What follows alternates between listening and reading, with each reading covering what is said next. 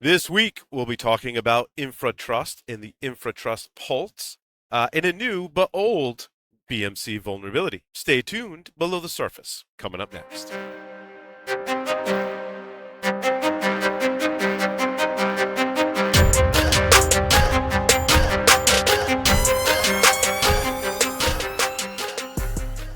Welcome to Below the Surface. This is episode number 79, being recorded on July 30th, 2026, the week before what we lovingly call Hacker Summer Camp.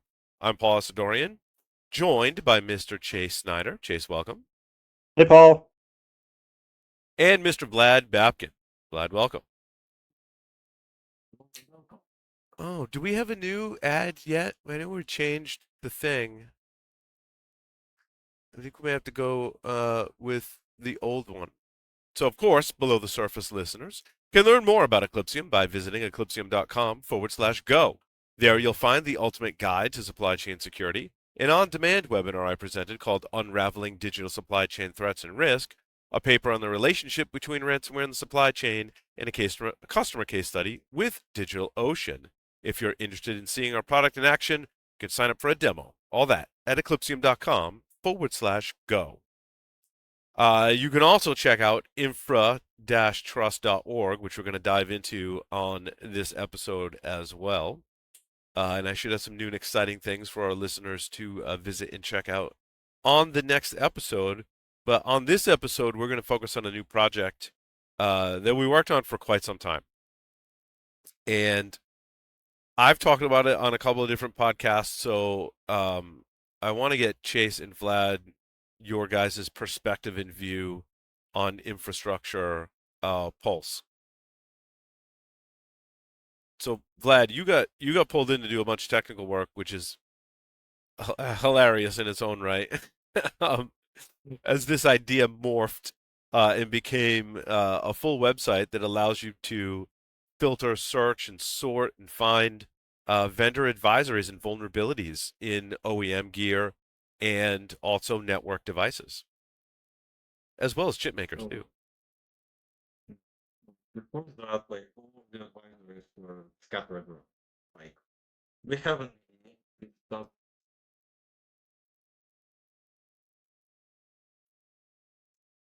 so like we have NVD, right? Doesn't provide us an easy filter to see infrastructure vulnerabilities or stuff like that, right? So you cannot quickly find all of device vulnerabilities. Maybe you can find them for a specific vendor, but you don't get any kind of global view, right? And second source would be news websites. As soon as something happens, obviously everybody is writing that, oh hey, here is yet another vulnerability in vendor A, right? Vlad, sorry, can you But just move your microphone a little closer to your mouth? I think it was rubbing on your shirt a little bit. this should be better. Yes, thank you. So yeah, directional microphone, which also has omni mode, becomes a little bit quieter when it is directional. So, anyways, the point of this website is to have visibility into all of the advisories that are happening right now, also historically. And the infrastructure pools is pretty much highlighting what happened in the past months, right? So it's like short summary of everything. And the whole point is that we want to keep this database updated, and we want to be a singular source of truth so that we can come in and find all of the relevant advisories and exploitability data for specific devices, right? Devices, network infrastructure, anything else that you can call infrastructure, right? And this is how it morphed into like the websites that we have. So I don't know what kind of plans we have for future evolution right now, but Yeah. potentially we'll have some statistics charts and maybe stuff like that as well. Maybe also extra data that doesn't exist there yet.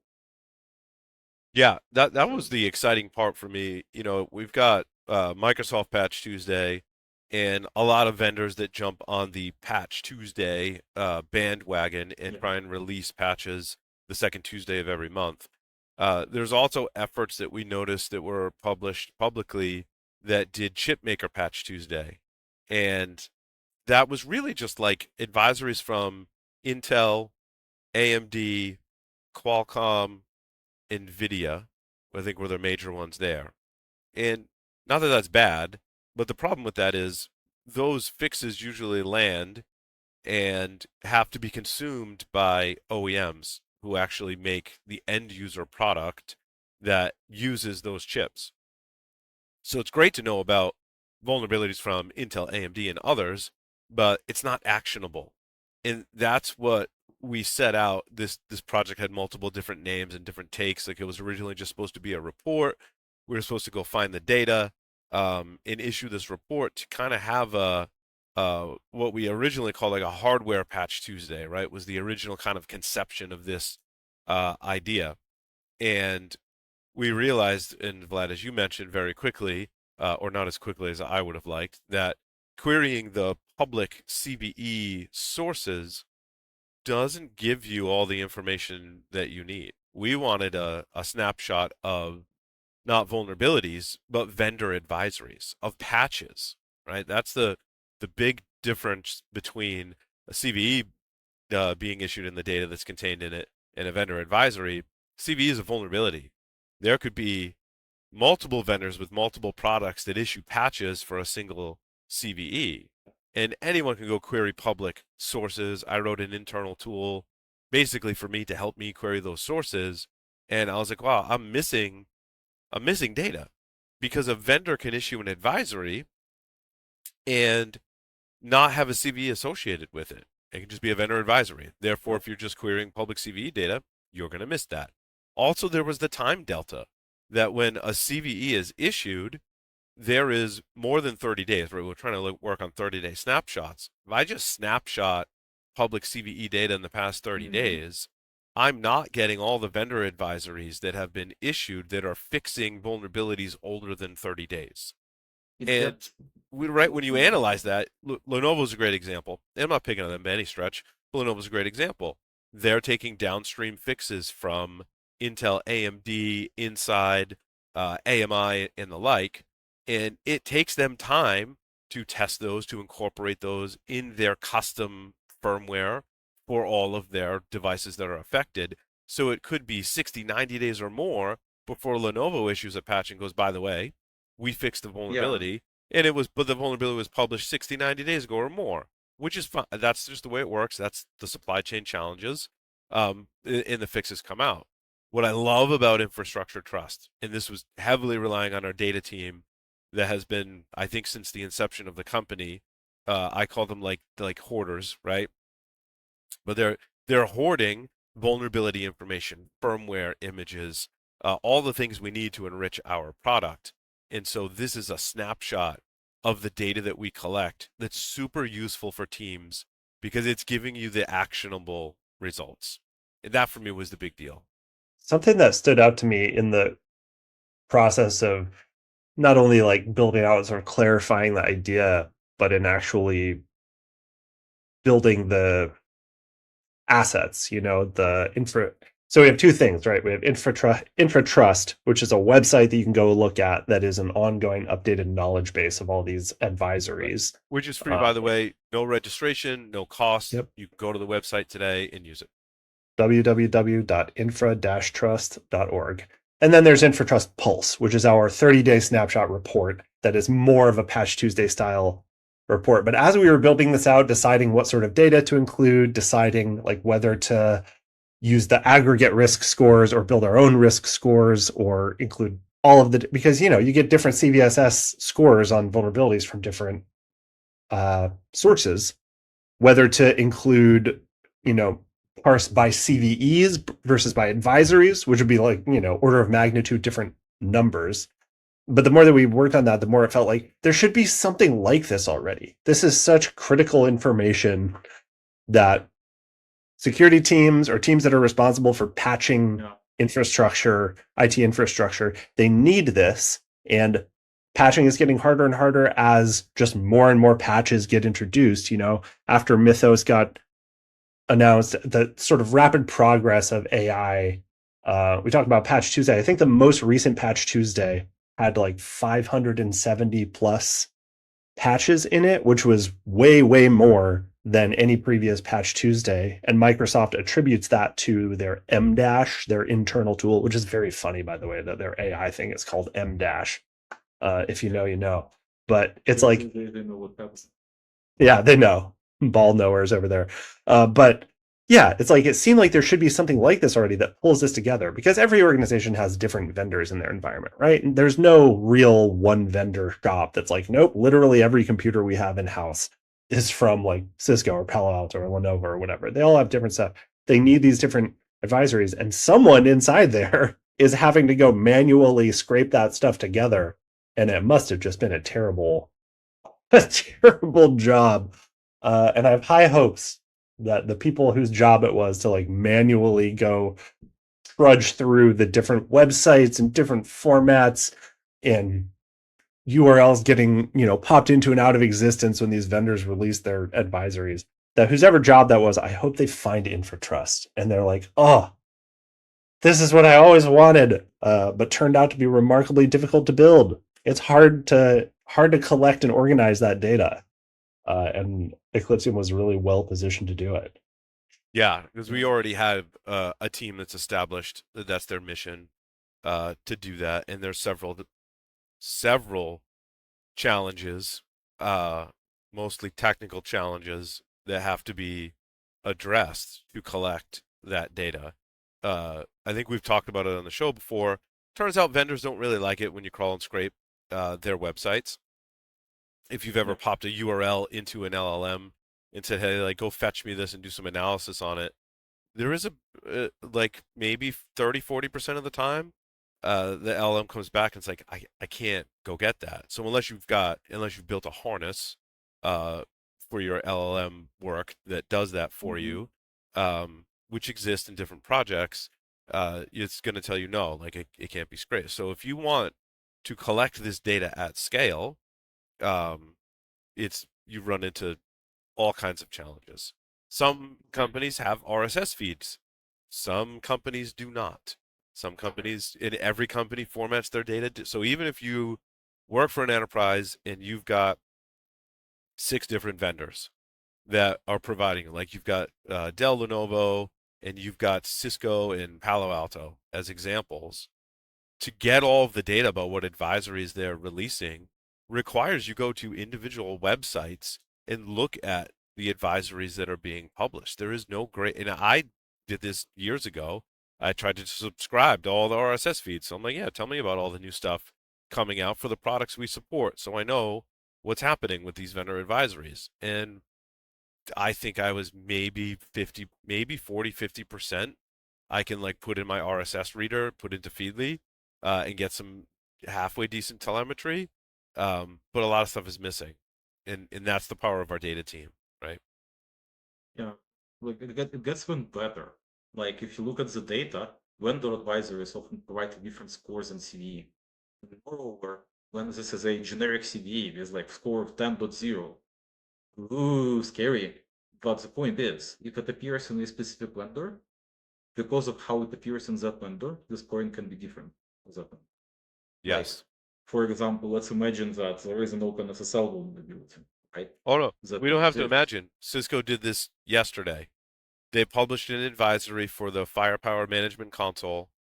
They stated that there is a static user credential, which I'm pretty sure they mean a default password, default username and password, although they use the term static user credential.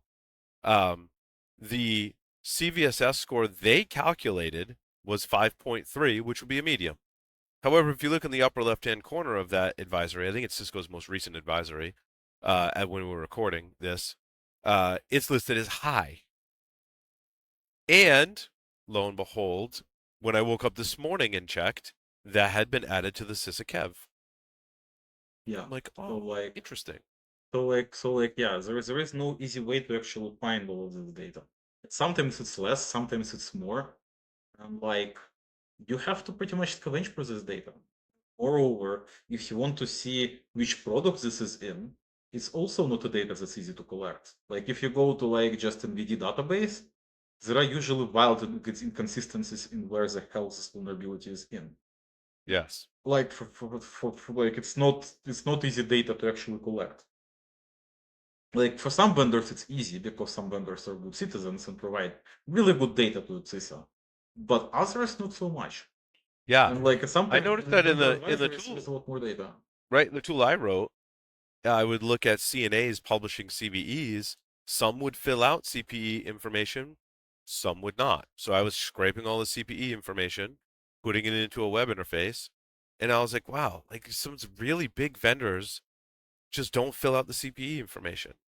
And then you Yeah. have to go, like you said, like go to their advisory page, and it's like a lot of work to figure out which products are affected by that.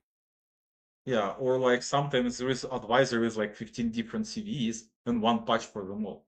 So Right. it's like super hard to track. Okay, you just patched CVE. Now you have to check 14 others and track down manually that they relate to this one advisory.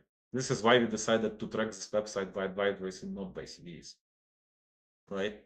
So it was a deliberate decision. There's like a lot of thought behind it actually. Yeah, and that's a And great point, Vlad. That's what we're running into is you can look up, like in the past 30 days, show me all the CVEs that Cisco has published, as an example. And it'd give you like a big list. And I'm like, wow, so there's like 10 of these. It looks like this is the product that's affected.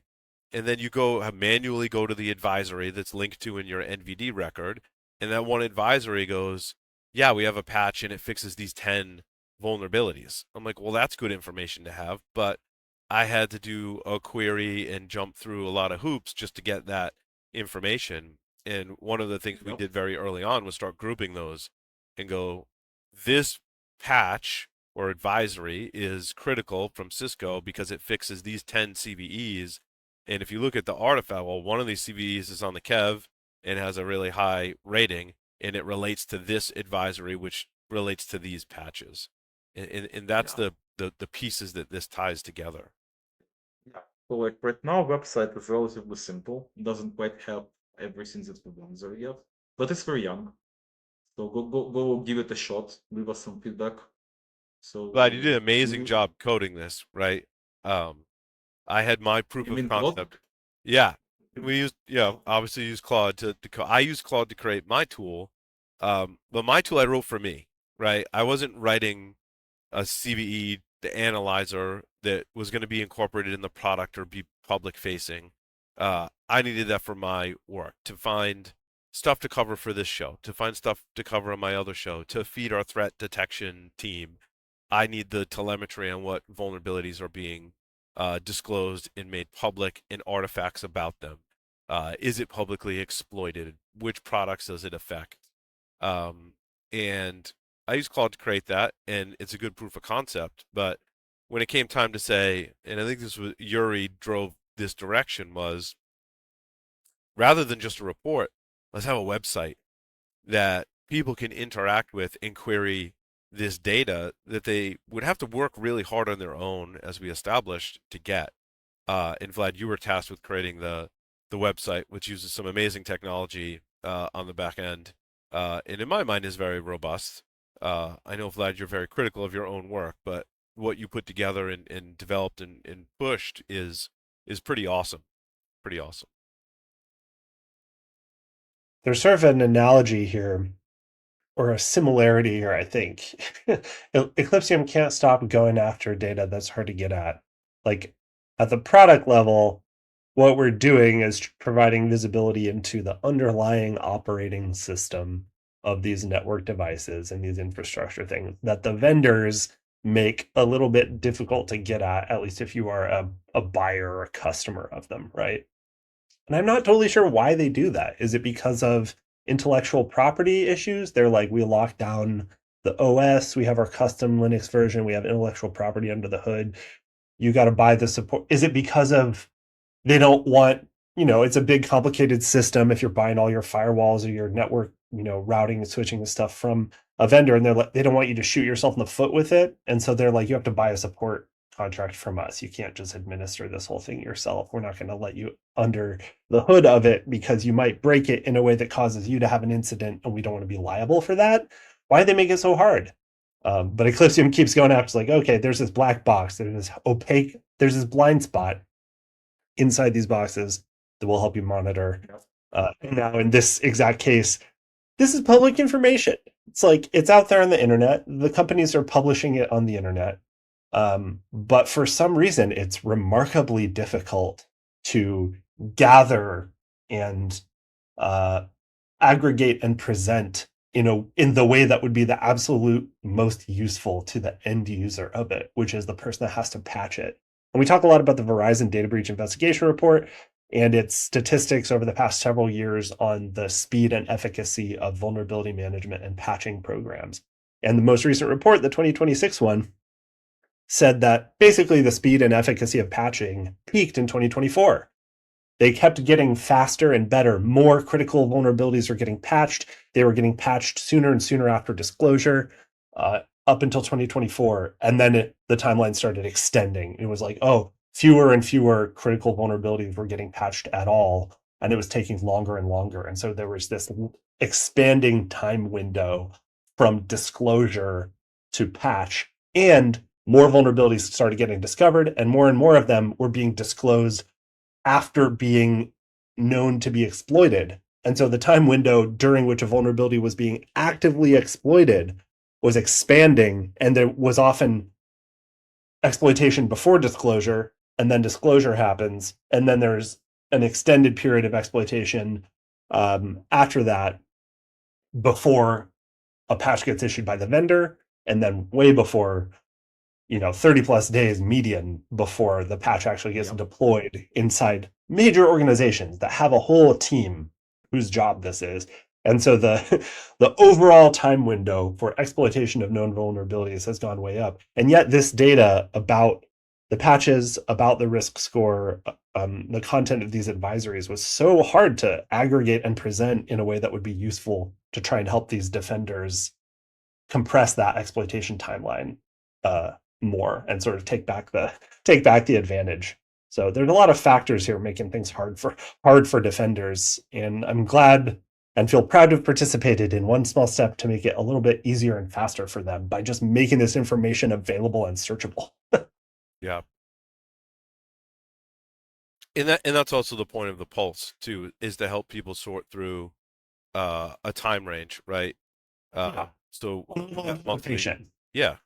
We got experts in house, yourself, Paul, Vlad, the whole team that works on gathering this data. You also know how to interpret it to say, like, these are the ones that are important to focus on now. Because a big part of the theme of the first Infratrust Pulse post, right, Paul, that you worked on was regardless of the severity score, if something is reachable from the public internet and doesn't require authentication, even if it is hypothetically a lower risk score, it's more likely to affect you. Because something that is like 9.8, CVEs has super high critical score, but it's not reachable and it's not exploitable without previously existing authentication. It's like, attackers got to do a bunch of other sort of homework to make that one work. But if it's authentic, pre-auth and exposed to the internet, those are the ones to patch first. But that's not what you would do if you were patching just in order of severity score. And so there's even Kev too. And in this, it's interesting. It contradicts some of my advice I've given in the past on podcasts. And I've told people you really need to pay attention to local privilege escalation, because they carry sometimes a much lower score. They're usually in the medium category because it requires that someone's already on the box. Now, I'm not saying ignore those, but what this first report surfaces, what you're saying, Chase, is that you may have classes of medium CVSS score vulnerabilities that require more attention because of the access vector, because of the authentication bypass doesn't require authentication. And that surfaced in the first July infrastructure pulse, and that is there was the copy fail vulnerability, which is a local privilege escalation, which is on the KEV. And I think the knee-jerk reaction is to go, oh my God, it's on the KEV, it's the highest priority.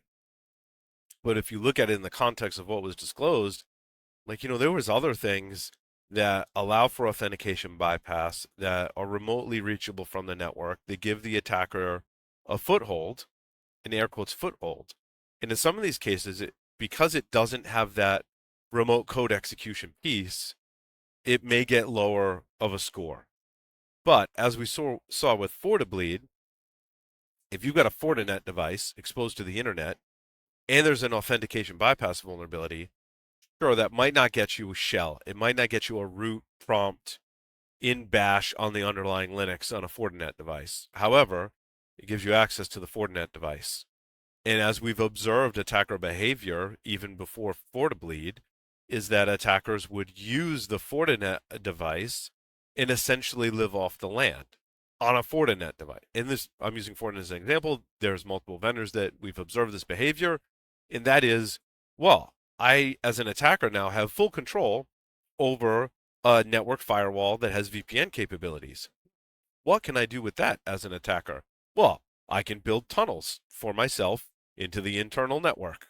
And then I can have a Windows machine and I can join it to the domain because I'm on the network now. In the FortiBleed example, I've got now access to a Fortinet device. Therefore, I can run sniffer commands and I can use that to collect credentials and crack them offline. None of that activity is leaving behind what we would traditionally hunt for malware, right? What we need to hunt for are configuration changes and behaviors of the actual device, not just go look on the file system or inside memory for malware, because in a lot of those cases, they're not even deploying malware. They're just using that to live off the land.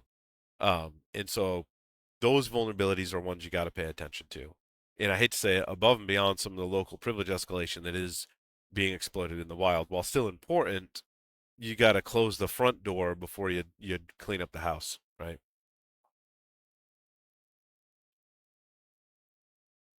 So I thought that was super interesting. I think there was a couple examples of that in the report. Yeah, I'm really excited. I mean, that was just, the first issue, the first swat at it, and I think it's already extremely valuable inherently, and also uncovering more sort of gaps like the initial gap where it's like, it seems like there should already be something like this. Why isn't there? And the more that we work towards building it, the more obvious it is that there's more value to having both more, we get signal about what kind of data is valuable to include, and also what sort of interpretation is going to be the most useful. So like, this is just Yeah, beginning. and the other signal is what's being added to the KEV that is outside the 30-day window from a vulnerability disclosure perspective. And that was something that we kind of, very mature stage in the process as we were developing the report. The first one, we were like, wait a minute, they just added a Forta sandbox vulnerability from 5 months ago to the SysAKEV, so now it's being actively exploited. And we're like, we should include in the report known exploited vulnerabilities that happened within the 30-day window, that whose vulnerabilities may have been disclosed outside of or previous to that 30-day window. And Forta Sandbox was one of those vulnerabilities, because we don't often observe. Sometimes we do, sometimes we don't, but we don't often, observe every time a vulnerability comes out and immediately we're observing exploitation. Sometimes it takes time for us to observe it. It doesn't mean that attackers aren't exploiting it as soon as it comes out. We just weren't able to observe it within a time window.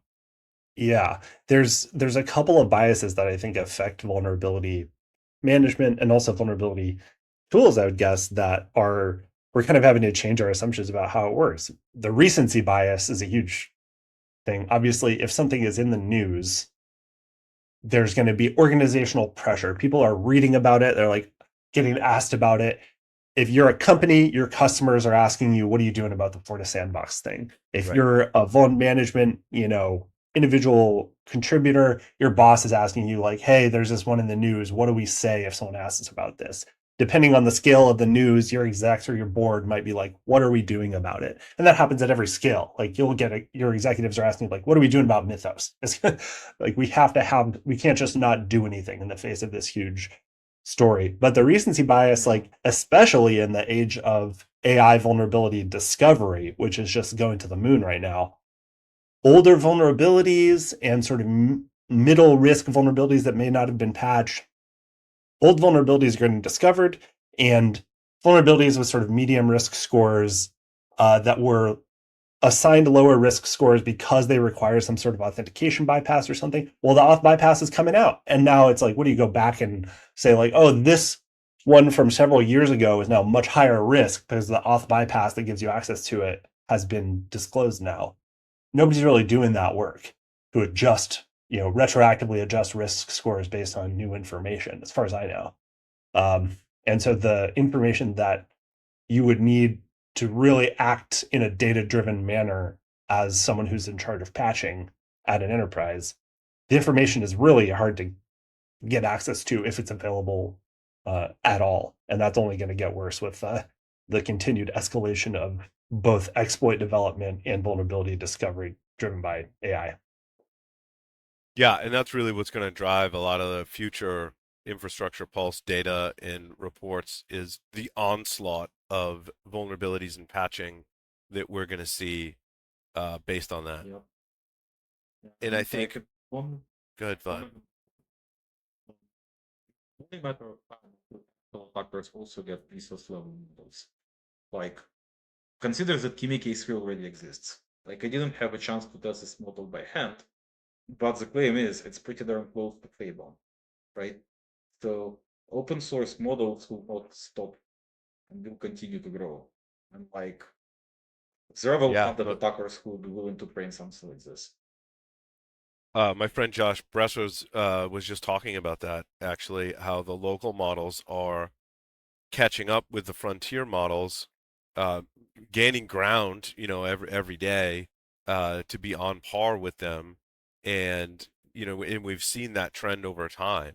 So, in other words, we'll have the same capabilities as time goes on as a Fable 5. It may lag behind a little bit. So, but let's say in 6 months or a year, we've got a local model we can run that produces the same results as a Fable 5 or That was the thing. an Opus. Yes. I The, still think I have like, some catching what, up to do. I tested the Antares model. I wasn't that's Cisco's model for finding vulnerabilities that they claim was on par. They made it open. You can get it from Hugging Face. And I ran a code base through it. Antares claimed to find 27 vulnerabilities in my code base.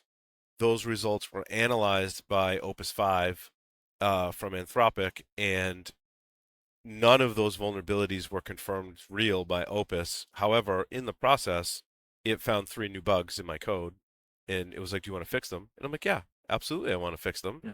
But it But was, you don't, you do not. combining models, right? And I'm just getting started combining some of these models. It's gonna get better, right?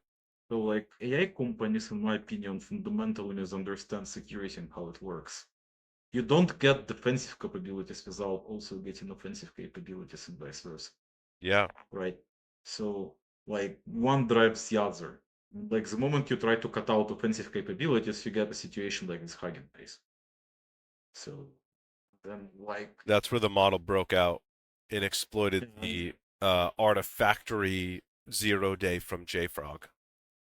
yeah, and it gets even more fun when you start to think about stuff. Like, if you think about it cleanly, like Anthropic claims that yeah, Opus was substantially less successful in exploiting vulnerabilities. Yes, but do you care if it exploited 4 RCs in your code base or 13? Yeah. It's still code execution You later just need the on. one. I mean, attackers just need You the just one. need one. You just need one. The whole point is that like attackers have all the time in the world to deal with your guardrails. Defenders don't. Mm-hmm. So you locking down the models actually is detrimental to defenders. Like Yeah, I'm I just think blaming this on tape basically, but like what's happening right now is detrimental to pretty much everybody, except for attackers. right. And attackers are going to use the local models are going to get better, and they're going to use them to find vulnerabilities. And so we know this is coming. The hard part is what do we do about it? Yeah, and the even harder part is what do we do about frontier companies hiding these capabilities behind walls which attackers can probably climb, but not you. Mm, Like it becomes like a bigger and bigger societal problem. At some point, we must start putting a lot of pressure on the companies to stop doing this stuff. Because like the moment open source models catch up to Mythos, all hell will break loose because running those local models will cost money. So guess who will be running them? You're right, well-funded attackers who have hardware to spare, not companies who Yeah. can defend themselves. Right. So like, Or budget to spare. I mean, the other interesting aspect of FortiBleed was while they weren't using AI, they needed a ton of compute to break the hashes. That's a terrible way of saying it, but you know what I'm talking about. yeah, And they just bought a rented a GPU cluster. And if that yep, cost them $10,000, $20,000, whatever it cost them, yep, it made sense to do it because the data that resulted from that is super valuable. And so they got a yeah. return on investment. And what's your return on investment from a defender uh, to do that? It's a little Mm, harder to justify. yeah, and like, it gets a lot like worse when you start to think about what this means for US companies and US AI. Like, guys, you're pretty much just handing the lead over to China for free.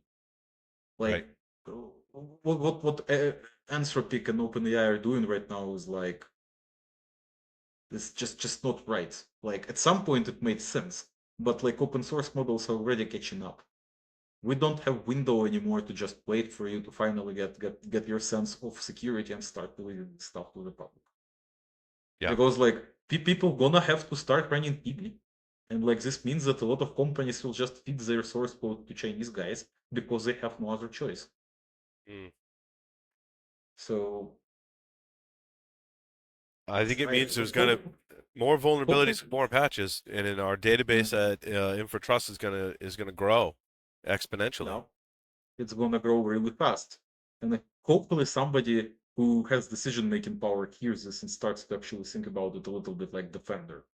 Like, Mm. I get that you don't want to give this capability to basically anybody, but this is why you have CVP, like Anthropic. I believe, I don't remember the program name for OpenAI. You guys probably should just open like cyber models to people who actually validated their identity. Because like if they try to misuse it, you have their passport. Right. Literally. You can just go and like, ask a lot of questions, unpleasant questions. Like it's not like you're opening it to the general public. It's usually companies who have something to do with it that will like, Yeah. Well, you can certainly check it out at infra-trust.org. yeah. Um, check it out. Give us feedback. Let us know what you think. Let us know what you want to see in the future. This is now a living, breathing project, and you can expect reports every month, which is awesome. Yeah. One of the other things that we observed was research from a company called Lava on BMC, a BMC vulnerability that was published in 2013 that the TLDR is essentially if you query UDP port 23 on a system, the challenge response spits back an HMAC hash that's seeded with the user's password. And from that, you can then derive the user's password. This vulnerability was discovered by Dan Farmer in 2012. Got a CVE and a paper that you can actually still read, go read on Dan Farmer's website um, that describes the vulnerability. And I think the interesting, obviously, people are going to gravitate towards why are BMCs exposed to the internet via IPMI, right? And that's the protocol that contained this vulnerability. IPMI was created in 2004. Vulnerability was discovered and disclosed in 2013. I think the more interesting angle is this isn't a patchable vulnerability. It's a vulnerability in the way the protocol works. And so your remediation is don't put it on the internet and lock down your BMC, monitor users and have its hygiene rather than a patch that you can apply. Vlad, I really want to get your take on this. Your research was cited in this report. You've done a lot of research into BMCs and disclosed several vulnerabilities. So like my honest opinion, don't expose anything but the VPN for your internal infrastructure. Never. Mm. Like BMCs, especially older ones, they were never designed to actually face the public. IPMI is like there is just a vulnerability in the protocol itself, which forces you to disclose hashes. That's it. Simple as that. There is no other way to put this. Unless we remake the entirety of IPMI protocol, we are not going to be fixing it anytime soon. So, and like if you think that, oh, hey, there is public tools only for certain type of hashes, newsflash, we have a private tool which does it for all types of hashes common in APMI. We just didn't publish. Like making this tool is super simple. Like it's not hard at all. And like I believe like the public tool actually does it for MD5 and one other Yep. hash type, and there is SHA-512 for which there is no public tool. Like exercise for the listener, take your 2 hours of research and make this tool happen for another type of hash. Like Yeah. it's simple as that. Like you don't even need AI. Like I made this tool before the epoch where AI started to develop. Like you don't even need to rely on a massive framework. You can just do a small Python script to do all of this stuff. The APMI is just this bad. Like second question is if you expose IPMI does not have a certificate. If you're talking to IPMI over internet, how are you so sure that nobody's intercepting your communications? Right, because it's just a UDP protocol. It's literally just it's just UDP. Like, there is literally just nothing, right? So, like, what are you doing, guys? Like, don't expose APMIs. This is like the worst idea ever. Moreover, if your BMC provides you with a nice web UI, go ahead and read on our BMC and C findings. Yeah. Surprise! Like Redfish is not much safer even if you expose it. For IPMI is redfish, but as Vlad has demonstrated, redfish has a onslaught of its own issues. Well, not exactly Redfish, but like specific implementations. Yes. Most of Yeah. like Redfish, as stated, like if it is fully implemented correctly, it's only post-house vulnerabilities, but it's not always implemented correctly. Yes. Because like again, nobody is expecting those devices to face the wide open internet. And It's like that the interpretation of the standard in my implementation. Yeah, we did find implementation. You found implementation specific vulnerabilities. and like again, I believe some of the bugs were fixed, but there were like minor bugs even like in good open implementations. Let's Yeah. put it this way. So like we reported them. I don't know what's the disclosure status yet, but like yeah. Again, not a big surprise that they exist. Not Yeah. disclosing anything unexpected. So I think I'm free to talk about this. But like more important point is Well, that if you like pay attention to the Git commits, the open source projects, you can discover vulnerabilities yeah, you that have been already know fixed. about them. Yeah. But like the point is like it's not just those two. Look at all of the research people did on like other implementations of like iDrag, like Mm-hmm. this one, ILO, another one. There's a ton of problems with them. Just don't expose the stuff to the internet. Make yourself a favor. Like log them down. Because like come on, you're already having a bad day with everything else happening. Don't also let AI break your PMI stuff. Like Yeah, I'm still curious how the BMCs end up on the open internet. Like it's just we've been talking about it for so long, how you shouldn't do that. It's a separate Ethernet port, physical port on all the servers that have this. Like yeah. why are you putting it on? I mean, I understand why, because maybe you want remote access to it, but it should come with a warning label. It should recognize. Maybe we need to build code into the BMCs, Vlad, that recognizes when it's on the public internet and gives the user a warning or shuts it down. I mean, that's how dangerous it is to expose your BMC to the internet. Mm-hmm. It's very dangerous. Like even if you get patched, I don't trust implementation. Like Because you could reuse a credential, you could do some kind of credential I and mean, log into the BMC, and then at that level of consider access you're just handing over to an attacker is. I mean, Vlad, you've got some really evil attacks that obviously we never released that can, I mean, pretty permanently break a server. I mean, there are ways to recover it. Certainly not easy ways to recover it. attack that actually like if you take my vulnerability, do enough research into it, you can make an attack that will put the server into permanent shutdown within like maybe 4 or 5 lines of code. and it's only Yeah. a little bit of firewall config to actually lock yourself into that API thing, to that ship, so that nobody else gets access to the ship. So breaking a server is trivial. Unbricking it then requires you to pretty much get a programmer and reflash the ship manually. Right. Like doing this for one server, maybe doable, maybe. Yeah. Doing this for multiple servers, if you have like a couple thousand, yeah, very cool. Yeah. It could take months to go through 1,000 Yeah, servers and reprogram the spy flash on each of them. It's a manual process. It Like, requires like, opening up the like, server. in some cases, like spy flash is actually deep inside the. It sometimes it's not so easy to actually flash. You might Yeah. actually need to unbolt the ship. So, like, depending on what exactly it's stored in, there can be surprises. And consider that again, we're speaking about this my single vulnerability, but like this vulnerability applies to like a good number of servers because quite a few of them are AMI mega rack. Yeah, AMI patched all of them, but A, how many of you patched them?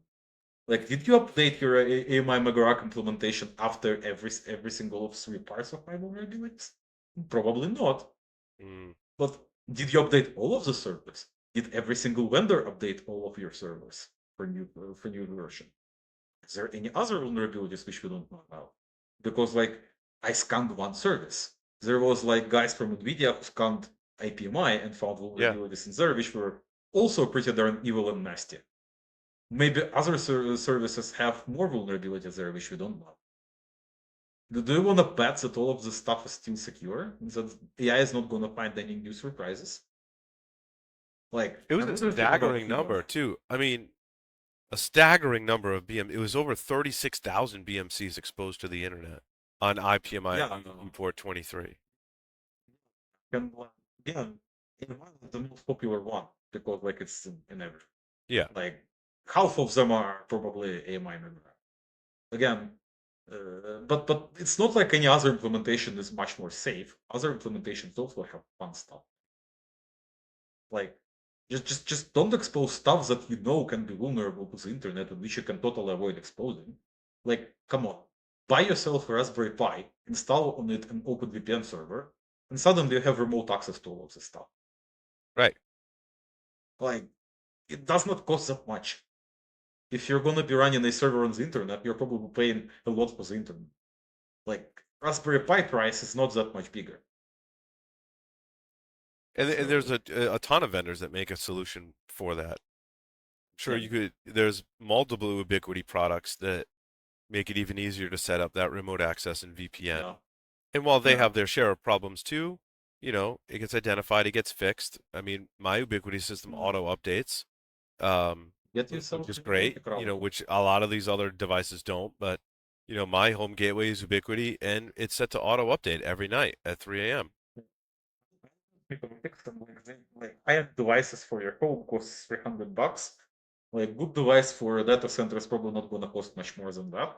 Yeah, And you can connect that and connect PMCs to that. And like, come on, it's just gonna provide a VPN. right. You don't even have to do much of setup beyond that. Yeah, like it will take you maybe 2 days to get yourself around the UI and like its config settings to make it securely. Sure. But like this is really cheap hardware with a lot of power. With like relatively good security. Yeah, Again, Microtics have their own CVEs, so don't expose their management interface to the internet.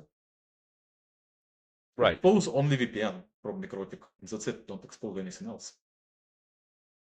100%.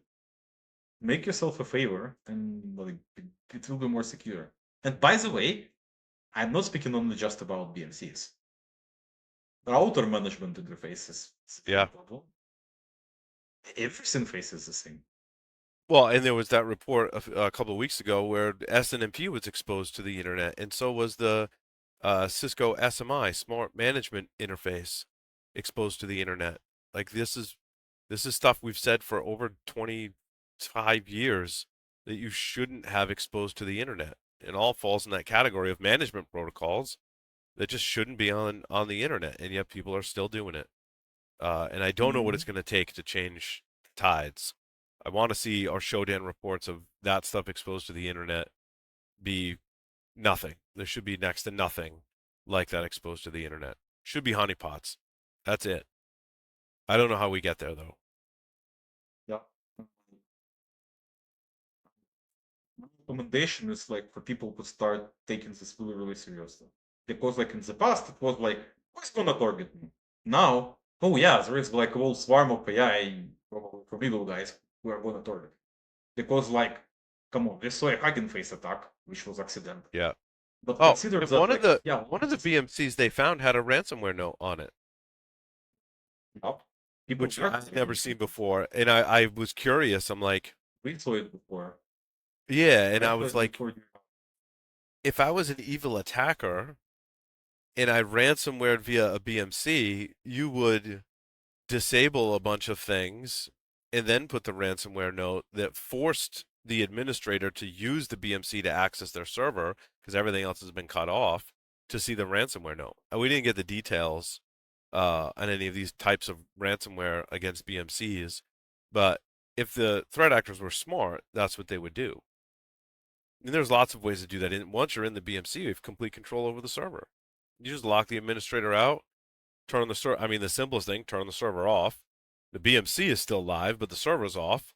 Um, and I don't know. Can you disable the power button? I mean, I'm sure if we put our evil hats on, we could construct really super evil ransomware attacks against BMCs. Let's not give threat actors any ideas, but Vlad, I think you're on mute. A ransomware attack is not what I would be afraid of.